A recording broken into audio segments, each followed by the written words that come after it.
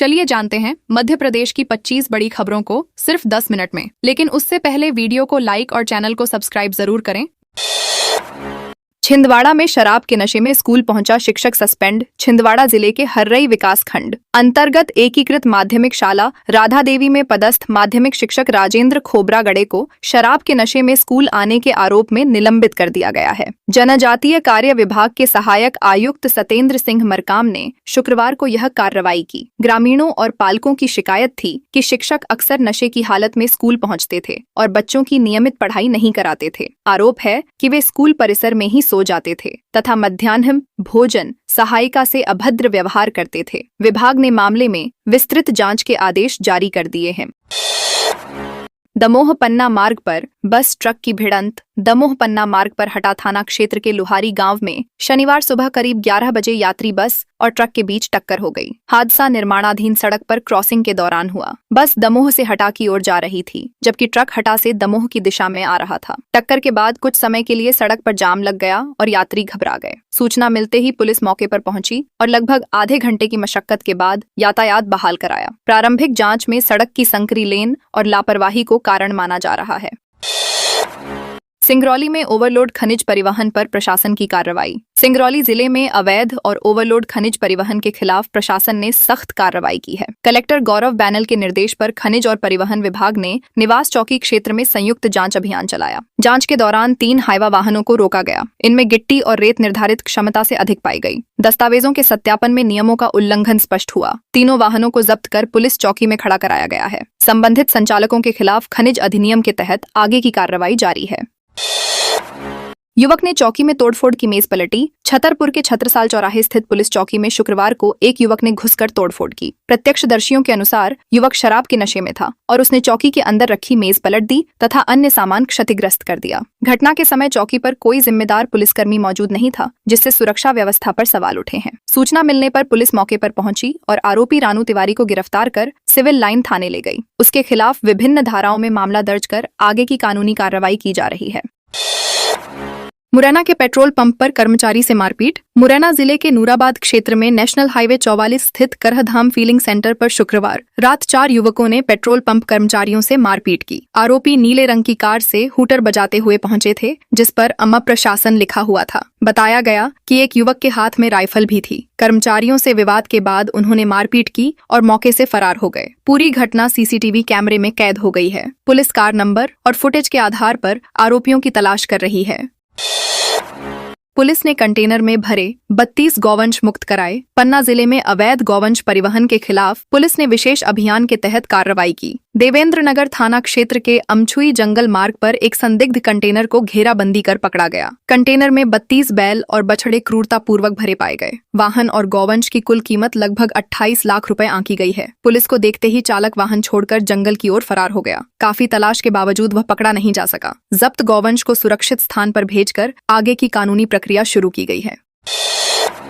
भोपाल में मनाया गया भगवान मुनिसुव्रत नाथ का मोक्ष कल्याणक। भोपाल के विभिन्न जैन मंदिरों में शनिवार को 20वें तीर्थंकर भगवान मुनिसुव्रत नाथ का मोक्ष कल्याणक श्रद्धा और उत्साह के साथ मनाया गया। सुबह से ही मंदिरों में विशेष पूजा अर्चना, अभिषेक और शांति धारा जैसे धार्मिक अनुष्ठान आयोजित हुए। गोदरमुंह एयरपोर्ट रोड स्थित जिनालय में विशाल प्रतिमा का विधि विधान से अभिषेक किया गया। सिद्धार्थ लेक सिटी और नेहरू नगर स्थित मंदिरों में धर्म सभा और निर्वाण लाडू अर्पण कार्यक्रम संपन्न हुए। श्रद्धालुओं ने भक्ति गीतों और स्तवन के माध्यम से अपनी आस्था व्यक्त की तथा विश्व शांति की कामना की। मंडला में धर्मांतरण का विरोध। मंडला जिले के मधुपुरी में मां नर्मदा सेवा परिक्रमा पर निकले संत भैया जी सरकार ने धर्मांतरण के मुद्दे पर चिंता जताई। उन्होंने कहा कि सेवा कार्यों की आड़ में धर्म परिवर्तन स्वीकार्य नहीं है और समाज को सजग रहना चाहिए। संत ने नर्मदा पथ क्षेत्र में बदलती जनसांख्यिकी पर भी सवाल उठाए। उन्होंने लोगों से अपनी सांस्कृतिक परंपराओं और जड़ों से जुड़े रहने का आह्वान किया। कार्यक्रम में बड़ी संख्या में श्रद्धालु उपस्थित रहे। प्रशासन ने आयोजन के दौरान सुरक्षा और शांति व्यवस्था बनाए रखी।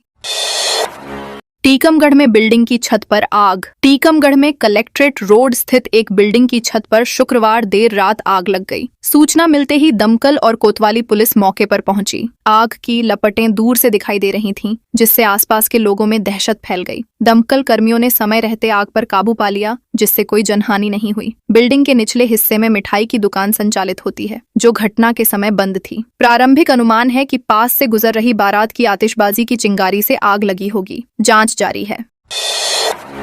भोपाल का आदमपुर कचरा खंती केस में सीएस भी प्रतिवादी। भोपाल के आदमपुर कचरा खंती में आग और पर्यावरणीय नुकसान के मामले ने अब नया मोड़ ले लिया है। इस प्रकरण में मध्य प्रदेश के मुख्य सचिव अनुराग जैन को भी प्रतिवादी बनाया गया है। साथ ही 6 अन्य अधिकारियों के नाम जोड़े गए हैं। मामला पहले नेशनल ग्रीन ट्रिब्यूनल में चला था, जहां पर्यावरणविद डॉक्टर सुभाष पांडे की याचिका पर जुलाई 2023 में नगर निगम पर 1.80 करोड़ रुपए का जुर्माना लगाया गया था। निगम ने इस आदेश को सुप्रीम कोर्ट में चुनौती दी है। अगली सुनवाई 19 फरवरी को प्रस्तावित है, जिसमें राज्य सरकार का पक्ष महत्वपूर्ण माना जा रहा है।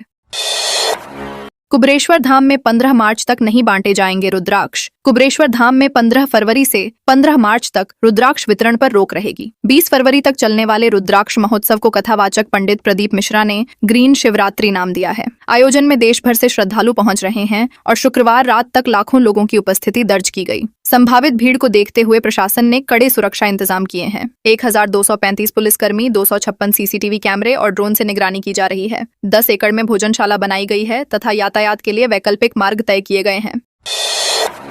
हत्या का फरार आरोपी 5 साल बाद रीवा से गिरफ्तार। सतना जिले के धारकुंडी थाना क्षेत्र में 2021 में हुई हत्या के मामले में फरार आरोपी पप्पू यादव को पुलिस ने रीवा से गिरफ्तार कर लिया है। 29 मार्च 2021 को ग्राम रसदा निवासी 22 वर्षीय फूलचंद्र गौड़ की पुरानी रंजिश के चलते लाठी डंडों से पीटकर हत्या कर दी गई थी। घटना के बाद आरोपी लगातार अपना ठिकाना बदलता रहा, जिससे पुलिस को पकड़ने में कठिनाई आई। पुलिस ने गुप्त सूचना के आधार पर कार्रवाई करते धर दबोचा। मामले में अन्य आरोपियों की तलाश भी जारी है और पुलिस ने जल्द ही पूरे नेटवर्क का खुलासा करने का दावा किया है। प्रांशु यादव को परीक्षा देने की अनुमति मिली। सतना जिले के मझगवां स्थित हायर सेकेंडरी स्कूल नकेला के छात्र प्रांशु यादव को अंततः 10वीं की बोर्ड परीक्षा में शामिल होने की अनुमति मिल गई है। फॉर्म में त्रुटि के कारण उनका आवेदन निरस्त हो गया था, जिससे वे परीक्षा से वंचित हो रहे थे। कलेक्टर डॉ सतीश कुमार एस के हस्तक्षेप के बाद माध्यमिक शिक्षा मंडल ने उन्हें स्वाध्यायी छात्र के रूप में परीक्षा देने की मंजूरी दी। हालांकि उन्हें 1200 रुपए परीक्षा शुल्क और 15,000 रुपए विलंब शुल्क सहित कुल 16,200 रुपए जमा करने होंगे। निर्धारित समय में राशि जमा करने पर वे 2026 की हाई स्कूल परीक्षा में बैठ सकेंगे। गुना में 4 किलो गांजे के साथ महिला गिरफ्तार। गुना जिले के आरोन थाना क्षेत्र में पुलिस ने कार्रवाई करते हुए 4.28 किलो गांजा के साथ एक महिला को गिरफ्तार किया है। मुखबिर से मिली सूचना के बाद पुलिस टीम ने सुगन्याई तिराहे के पास घेराबंदी की और महिला को संदिग्ध अवस्था में पकड़ा। पूछताछ में उसने अपना नाम अख्तरी उर्फ लटूरी बाई निवासी रामपुर बताया। बरामद मादक पदार्थ की अनुमानित कीमत लगभग 40,000 रुपए बताई गई है। पुलिस ने NDPS एक्ट के तहत मामला दर्ज कर जाँच शुरू कर दी है। आरोपी से पूछताछ कर तस्करी से जुड़े अन्य लोगों की जानकारी जुटाई जा रही है।